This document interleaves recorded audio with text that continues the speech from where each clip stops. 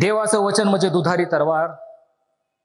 प्रभू, तुझं वचन मला योग्य रीतीने हाताळता यावं आणि त्याच्याद्वारे केवळ तुझ्याच पवित्र नावाचं गौरव व्हावं असं तू कर. प्रभू, आमचे नेत्र तू घड आणि तुझ्या शास्त्रातल्या अद्भुत गोष्टी तू आमच्या नजरेस पाड. आमचे अंतःकरण तू घड आणि त्या गोष्टी आत्मसात करण्यास तू आमचा सहाय्य करता हो. धन्यवाद प्रभू येशू ख्रिस्त, याच्या नावाने मागितलं म्हणून तो ऐक. आमेन. प्रियानो, आपला पवित्र शास्त्रातील जो जुना करार आहे त्यामध्ये संदेष्टे शास्त्र आहेत.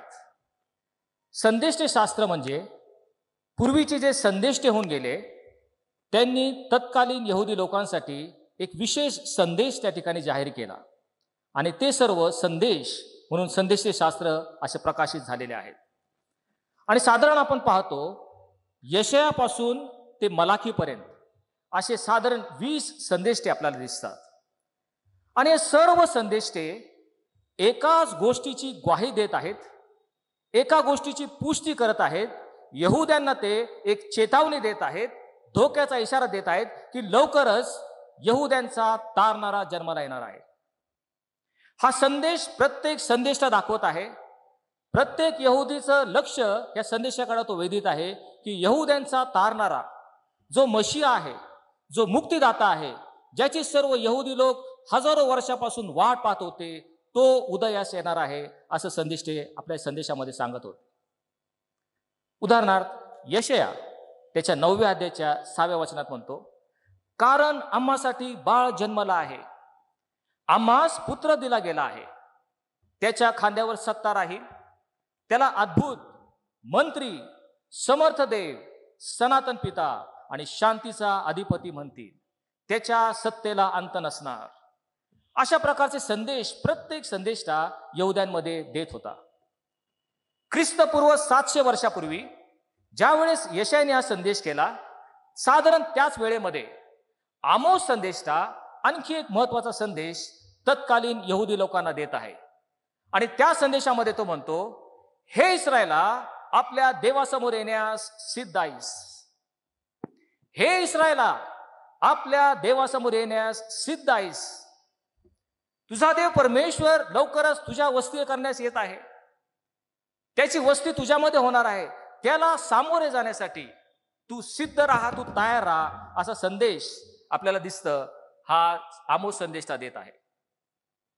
म्हणजे शेकडो वर्षांपासून हे संदेश एकच सांगत होते की आता यहुद्यांचा तारणारा मशिहा मुक्तिदाता लवकरच येणार आहे आणि त्यासाठी या यहुद्यांनी तयारी करावी, त्यांनी सज्ज असावं, त्यांनी तयार असावं, कारण आता तुमचा मुक्तिदाता तारणारा लवकरच येणार आहे.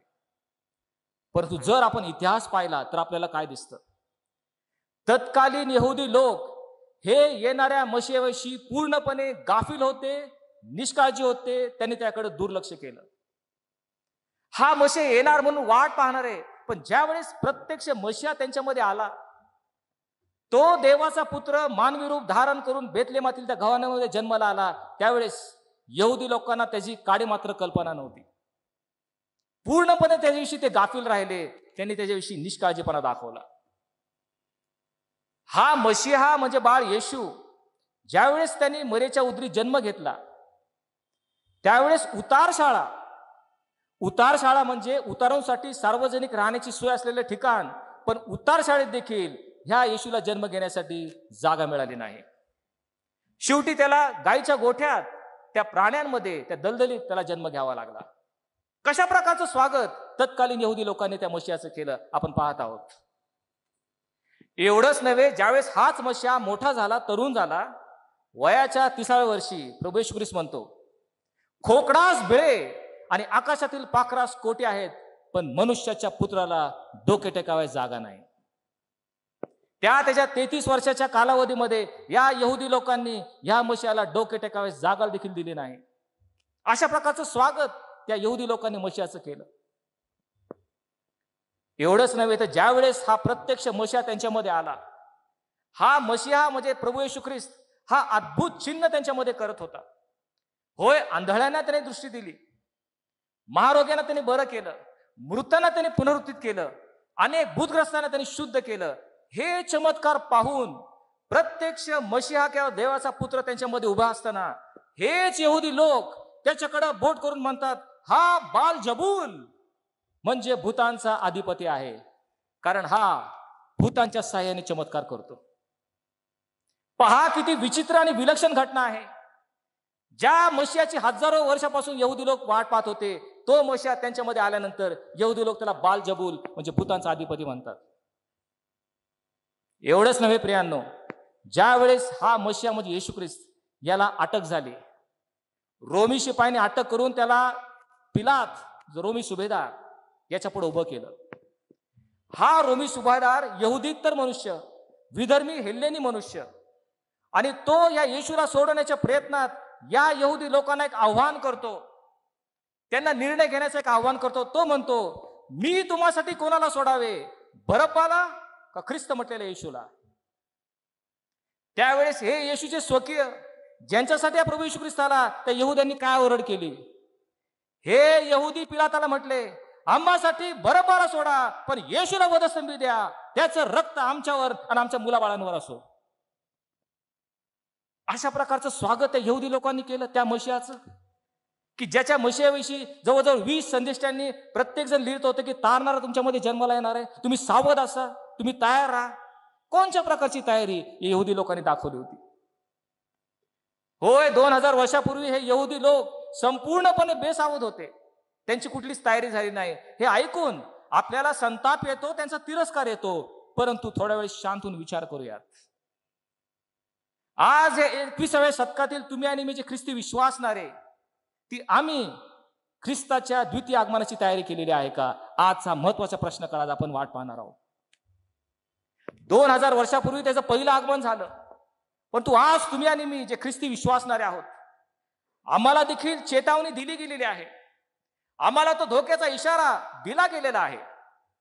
हाच प्रभू येशू ख्रिस्त ज्याचं 2000 वर्षापूर्वी स्वर्गारोहण झालं, त्यांनी योहानाला प्रगटीकरण केलं, आणि त्या प्रगटीकरणाच्या शेवटच्या अध्यायातील शेवटच्या वचनात प्रभू येशू ख्रिस्त म्हणतो, पहा मी लवकर येतो. होय, तुम्हाला आणि मला धोक्याचा इशारा 2000 वर्षापूर्वी येशू ख्रिस्ताने देऊन ठेवलेला आहे. तो म्हणतो, पहा मी लवकर येत आहे.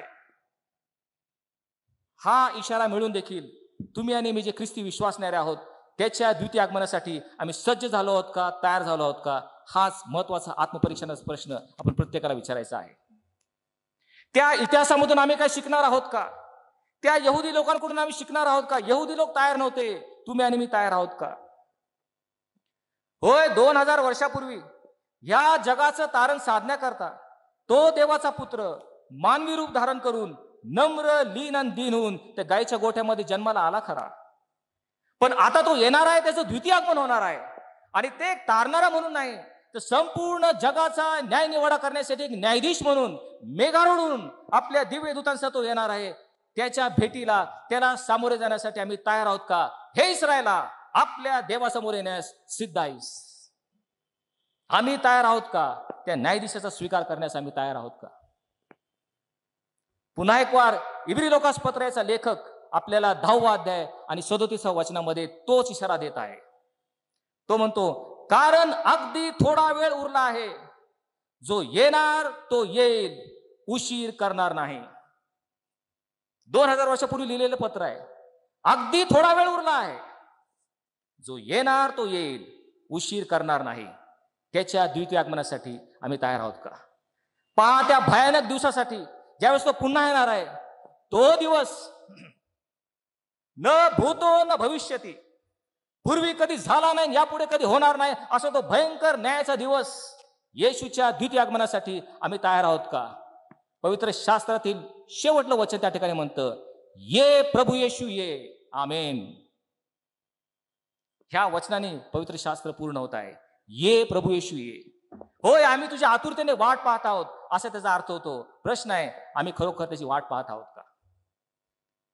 प्रियानो, त्या भयानक दिवसाची आपण यावेळेस थोडा वेळ विचार करणार आहोत. तो दिवस, त्या दिवसाविषयी आपण विचार करूयात. तो दिवस कसा असेल? पहिलं आगमन होऊन गेलं, 2000 वर्षापूर्वी झालं.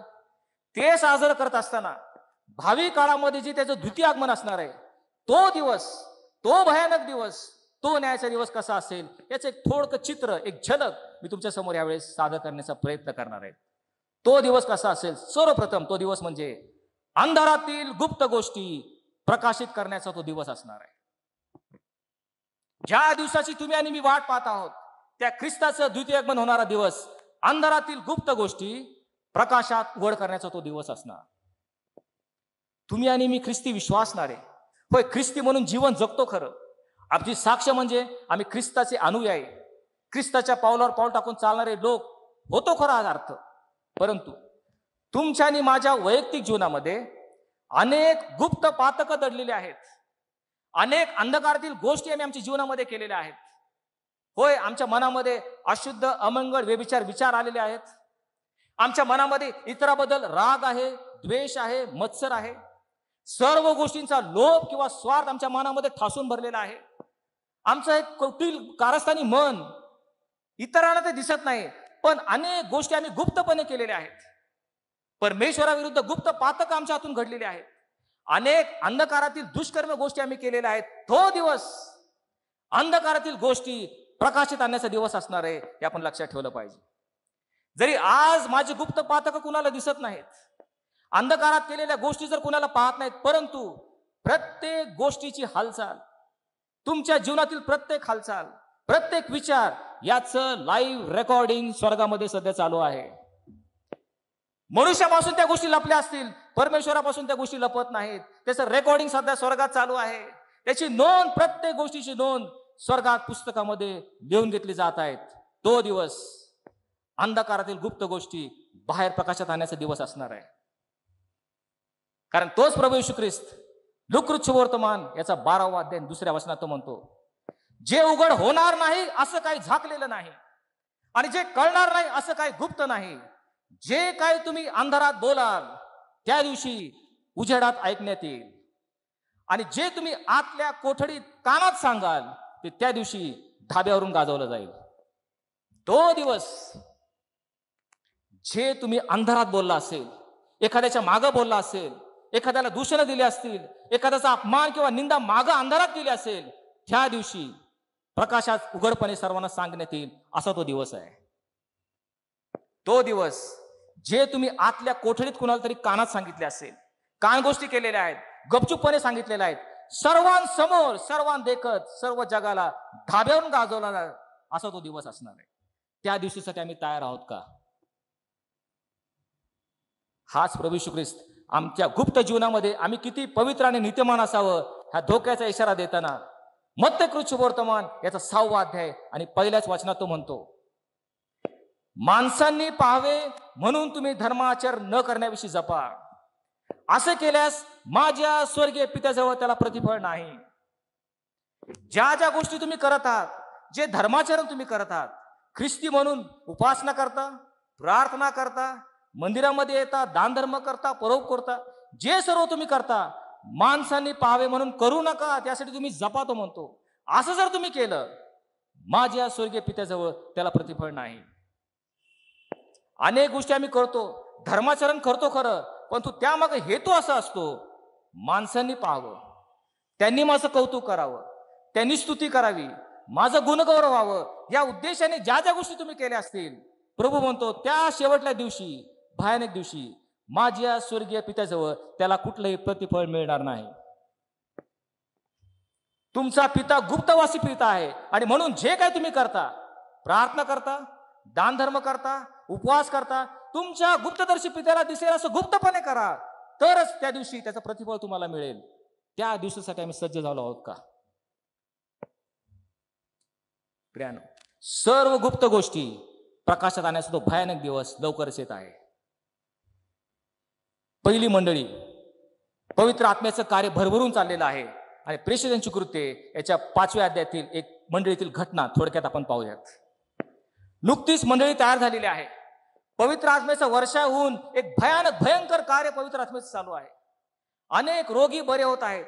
रोज हजारोंच्या संख्येने अंधकारातील लोक प्रकाशामध्ये येत आहेत, बाप्तिस्मा घेत आहेत, आणि मंडळीला येऊन ते मिळत आहेत.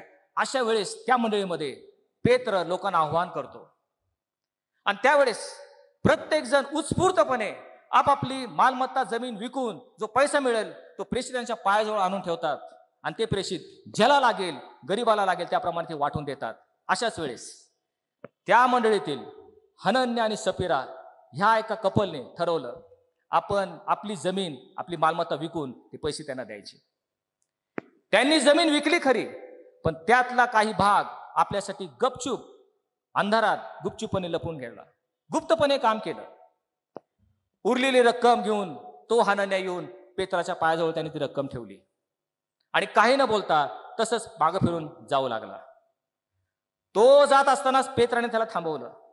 पेत्र त्यास म्हटला, हनन्या, पवित्र आत्म्याविरुद्ध लबाडी करून काही रक्कम तुझ्यासाठी ठेवण्यासाठी सैतानाने तुझं मन का भरवलं?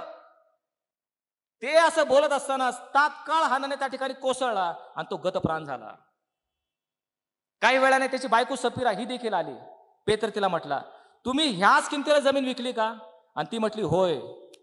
पेत्र तिला म्हटला, पहा, ज्या तरुणाने तुझ्या नवऱ्याचे पाय पुरले आहेत ते तुलाही जाऊन पुरतील. ती देखील त्या ठिकाणी मरण पावली, गतप्राण झाली.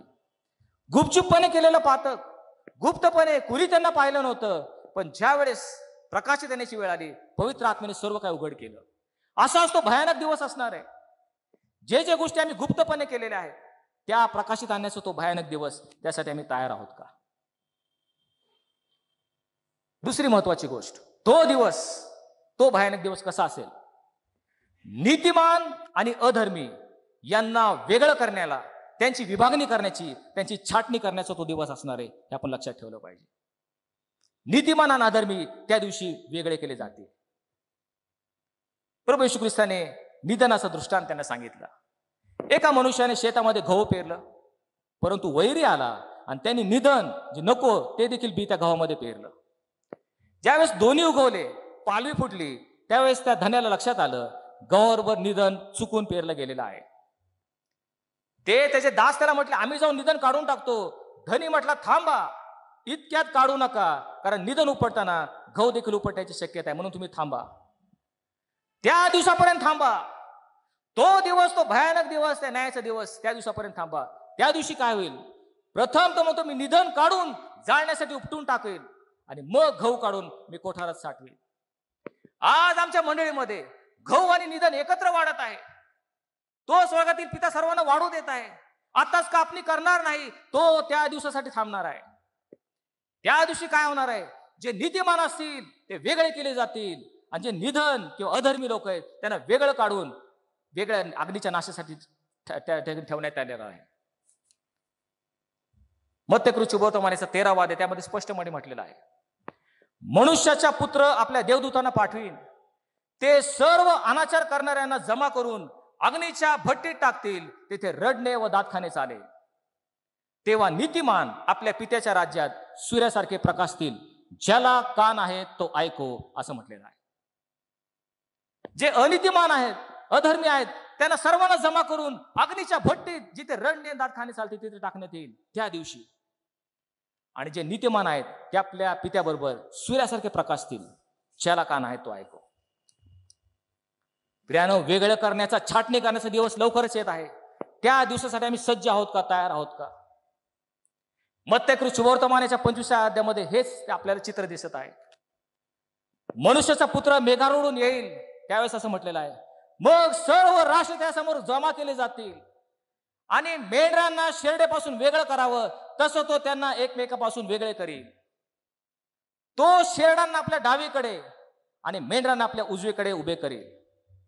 आणि मग तो शेरडास म्हणेल, अहो शापग्रस्त हो, सैतान व त्याचे दूत यासाठी जो सार्वकालिक अग्नी ठेवलेला आहे त्यापासून निघून जा. आणि मग तो उजवीकडल्यास म्हणेल, जगाच्या स्थापनेपूर्वी माझ्या पित्याने जी जागा तुमच्यासाठी ठेवलेली आहे त्या तुम्ही माझ्याबरोबर चला. छाटणी करण्याचा वेळ, वेगळं करण्याचा वेळ लवकरच येत आहे. नीतिमानापासून अधर्म वेगळे होतील त्या दिवशी. त्या दिवशीसाठी आम्ही सज्ज आहोत का?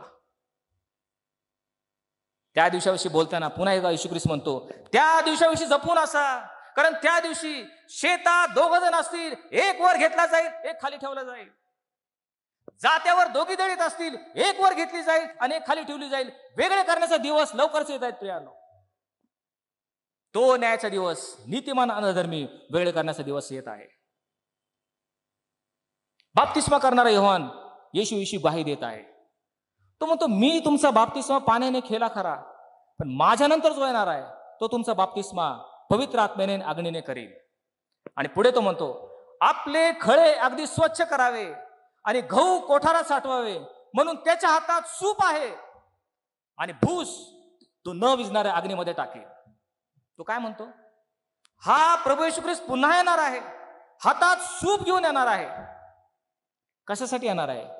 गहू आणि भूस वेगळं करण्यासाठी हातात सूप घेऊन तो येणार आहे, असा हा योहान लूक 3:16 मध्ये म्हणत आहे. सूपाचा उपयोग आपल्या सर्वांना ठाऊक आहे. ज्यावेळेस सूप पाखडलं जातं, गहू जे असतात ते खाली पडतात आणि जो भुसा असतो, जो त्याची गरज नसते, अशुद्ध आहे, ते सर्व बाजूला टाकलं जातं. गहू आणि भुसा वेगळा करण्यासाठी सूप वापरलं जातं.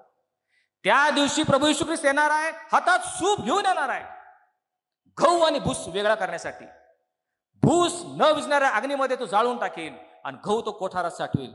त्या दिवसासाठी तुम्ही सज्ज आहात का?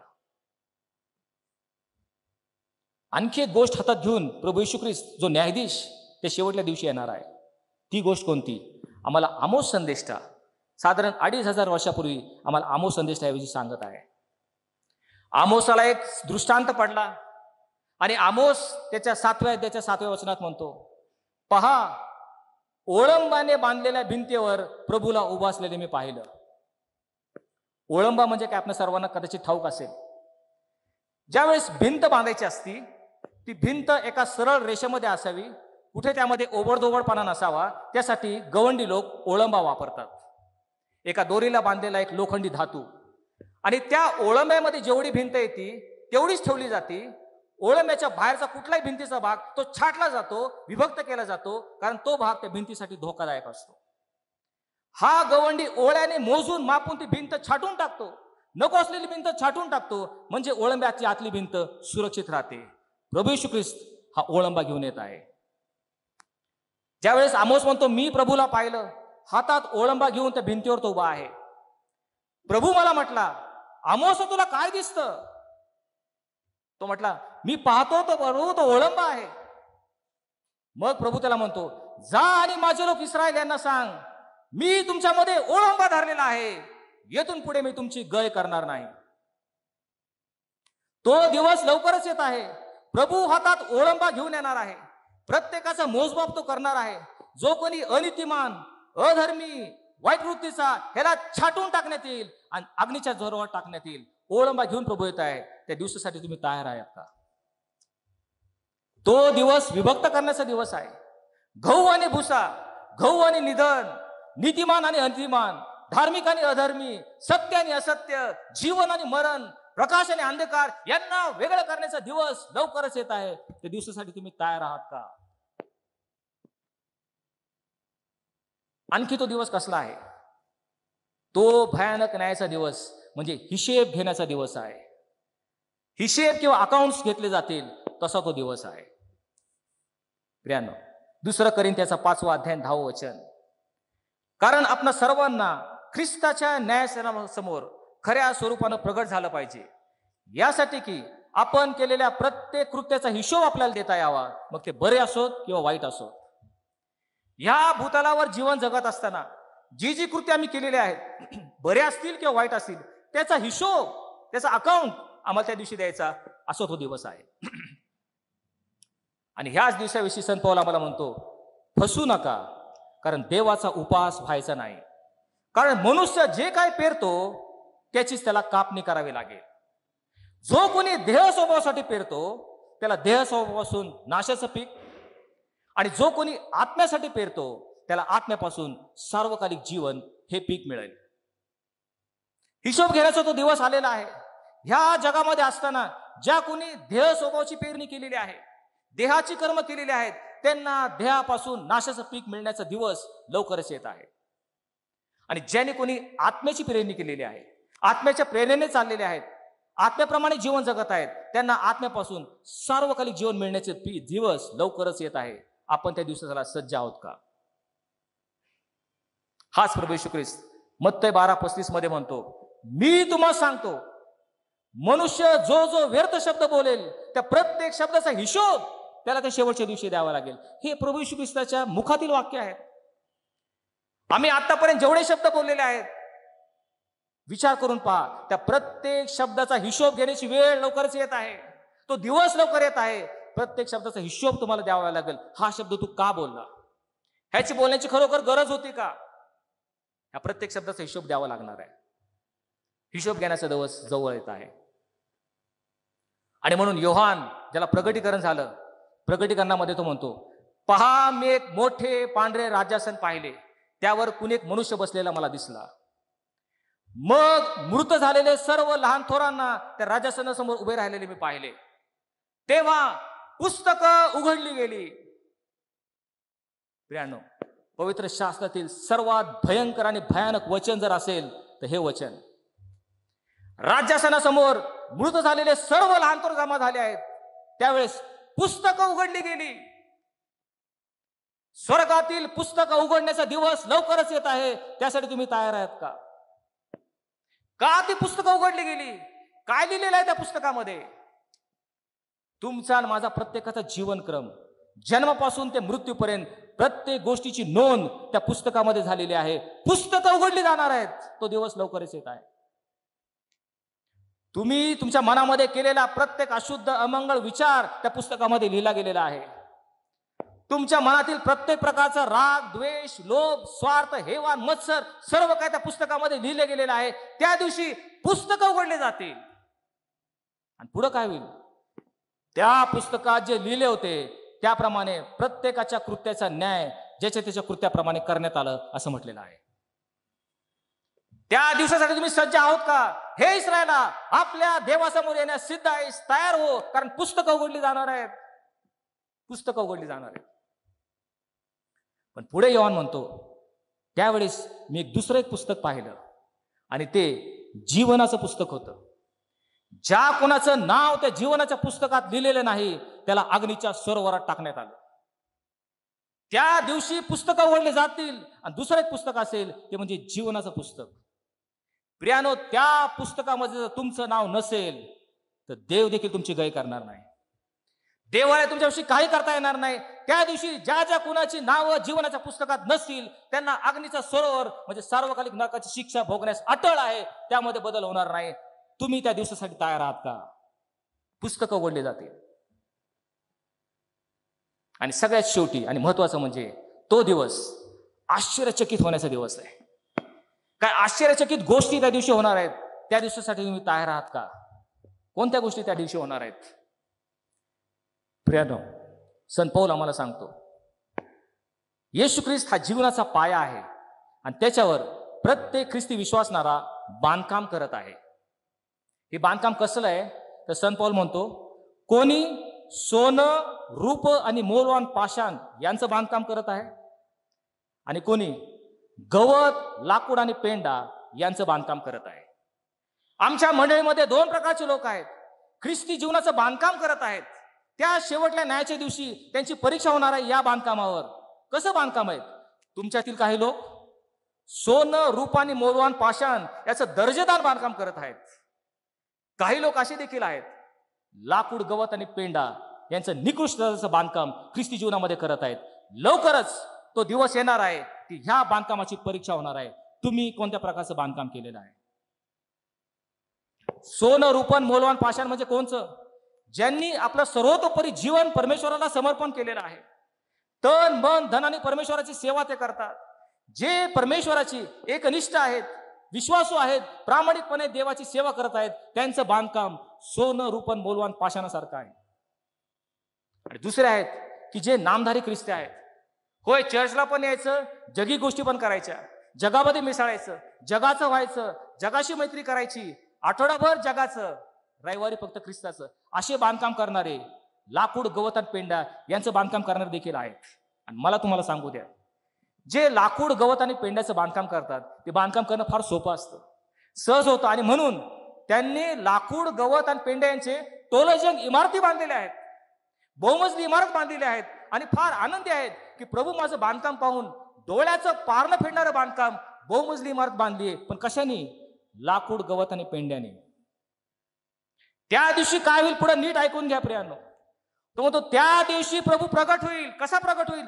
अग्नीसह प्रगट होईल आणि प्रत्येकाच्या बांधकामाची परीक्षा अग्नीने होईल. तुम्ही जे बांधकाम केलेलं आहे त्याची परीक्षा अग्नीने होणार आहे. त्या अग्नीने जर तुम्ही मोठं बांधकाम केलं असेल, लाकूड, गवत आणि पेंड्याचं असेल, अग्नीने भस्म होऊन तुम्हाला त्याचा मोबदला मिळणार नाही. पण तेच बांधकाम जर तुम्ही सोनं, रूपन, मौल्यवान पाषाणने केलं असेल, कदाचित छोटा असेल, हलकसा असेल, पण जर अग्नीने परीक्षा घेतली तर ते टिकेल आणि त्याची मजुरी तुम्हाला मिळेल, असं संत पौल आम्हाला करंथीकराच्या पत्रामध्ये सांगत आहे. तुमचं बांधकाम कोणचं आहे? छोटं का असेना, पण सोनं, रूपन, मौल्यवान पाषाण याचं दर्जेदार बांधकाम आहे का मोठं डोळ्याचे पारणं फेडणारं बांधकाम पण लाकूड, गवत आणि पेंड्याने केलेलं? त्या दिवसाची काळजी घ्या. अग्नीने प्रगट होणार आहे, अग्नीने तुमची परीक्षा होणार आहे. तुम्ही कोणत्या प्रकारचं बांधकाम केलं आहे? ज्ञान सर्वात महत्वाची गोष्ट, मत्तकृत वर्तमान याचा 21वा अध्याय आणि 28वे वचन. त्या ठिकाणी 2 पुत्रांचा दृष्टांत तो सांगत आहे. पहा, तो दिवस कसा आश्चर्यचकित करणार आहे याचं एक छोटंसं उदाहरण, झलक प्रभू येशू ख्रिस्त सांगत आहे. तो म्हणतो, एका मनुष्याला 2 मुलं होते. पहिल्या मुलाकडे तो म्हटला, तू जा आणि शेतात काम कर. तो मुलगा म्हटला, बाबा मी जातो. पण तो गेला नाही आणि त्याने शेतात काम केलं नाही. मग दुसरा एक मुलगा आला. तो बाप त्याला म्हटला, तू जाऊन शेतात काम कर. तो मुलगा म्हटला, मला जाता येणार नाही, मला वेळ नाही. पण नंतर त्या मुलाला पश्चाताप झाला. तो शेतात गेला आणि त्याने काम केलं. मग येशूने विचारलं, ह्या 2 मुलांपैकी बापाची आज्ञा कुणी पाळली? त्यावेळेस ते लोक त्याला म्हटले, दुसरा मुलगा जो नाही म्हटला पण गेला आणि त्याने शेतात काम केलं. येशू त्यांना म्हटला, पहा मी तुम्हाला नीट सांगतो, बाप्तिस्मा करणारा योहान तुमच्याकडे आला. तुम्ही जे शास्त्री, परुषी, यहुद्यांचे वडील, यहुदी लोक यांच्याकडे आला, पण तुम्ही त्याच्यावर विश्वास ठेवला नाही. मग हा बाप्तिस्मा करणारा योहान अंधकारातील लोकांकडे गेला, यहुदीतर लोकांकडे गेला, आणि जकातदार आणि कसबीनी, पापी लोक, त्यांनी त्याच्यावर विश्वास ठेवला. निदान त्यांना पाहून तरी तुम्ही विश्वास ठेवायचा, तोही तुम्ही ठेवला नाही. आणि म्हणून त्या दिवशी, त्या भयानक दिवशी जकातदार आणि कसबीनी तुमच्या अगोदर देवाच्या राज्यात जाताना तुम्ही पाहाल, पण तुम्ही जाता येणार नाही. काय तो भयानक दिवस असणार आहे. आम्ही ख्रिस्ती विश्वासणारे, ज्यांना ख्रिस्त जन्मापासून ठाऊक आहे, मार्ग सत्याने जीवन ज्यांना कळालेलं आहे, ते या ठिकाणी बघत राहतील. आणि आमच्या अगोदर अंधकारातील लोक, आमच्या नंतर येशूवर विश्वास ठेवून आमच्या अगोदर देवाच्या राज्यात जाताना आम्ही पाहू, पण आम्हाला जाता येणार नाही. तो भयानक दिवस लवकरच येत आहे.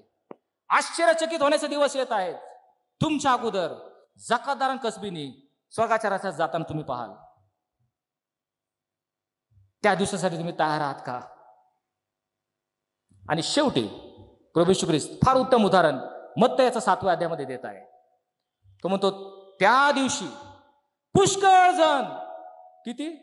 थोडे थोडके नाही, पुष्कळ जण माझ्याकडे येतील आणि मला काय म्हणतील, प्रभूजी प्रभूजी, तुझ्या नावाने आम्ही संदेश दिले, तुझ्या नावाने आम्ही भूते घालवली, तुझ्या नावाने आम्ही महत्कृत्य केली नाहीत काय? त्यावेळेस त्या दिवशी मी त्यांना काय उत्तर देईल? अहो अनाचार करणाऱ्यांनो, मजपासून निघून जा, मला तुमची ओळख कधीच नव्हती. आश्चर्यचकित होण्याचा दिवस आहे तो. होय, ख्रिस्ती विश्वासणारे लोक प्रभूच्या नावाने संदेश दिले, प्रभूच्या नावाने भूते घालवली, प्रभूच्या नावाने महत्कृत्य केली, पण त्या दिवशी तो न्यायाधीश त्यांना म्हणेल, तुमच्या जीवनामध्ये अनाचार होता, तुमचं जीवन दूषित होतं, पापाने बरबटलेलं होतं, आणि म्हणून जरी या सर्व गोष्टी तुम्ही केल्या, मजपासून निघून जा, अग्नीच्या सरोवरात जा, मला तुमची ओळख कधीच नव्हती. असे अनेक लोक त्या दिवशी आम्हाला दिसतील, त्यांनी जगामध्ये महत्कृत्य केलेले आहेत, संदेश दिले आहेत, भूते घालवले आहेत, पण त्या दिवशी आम्हाला अग्नीच्या सरोवरात गेलेले पाहतील. हे पाहण्याचे तुम्ही तो दिवस येणार आहे, तुम्ही सज्ज आहात का? आणि म्हणून प्रियांनो, यहुदी लोकांकडून आपण धडा घेऊयात. जसं त्यांनी गाफील राहिले, तसं आम्ही गाफील न राहता आम्ही सज्ज होऊयात. कारण प्रभू येशू ख्रिस्त पुन्हा एकदा आमच्या भेटीला येत आहे, न्यायाधीश म्हणून तो येत आहे. ये प्रभू येशू ये. प्रार्थना करूयात. परमेश्वरा, पुन्हा एक वार तू येण्याची वेळ जवळ आलेली आहे. हे इस्रायला, आपल्या देवासमोर येण्यास सिद्ध आहेस. आम्ही सिद्ध राहावं, तयार राहावं, तत्पर राहावं, कुठल्याही बाबतीत गाफील नव्हता. तू जो न्यायाधीश म्हणून येणार आहेस, त्या तुला सामोरे जाण्यासाठी आम्ही प्रत्येकाला तू सिद्ध होण्यासाठी सहाय्य कर. धन्यवाद प्रभू येशू ख्रिस्त, याच्या नावाने मागितलं म्हणून तो ऐक. आमेन.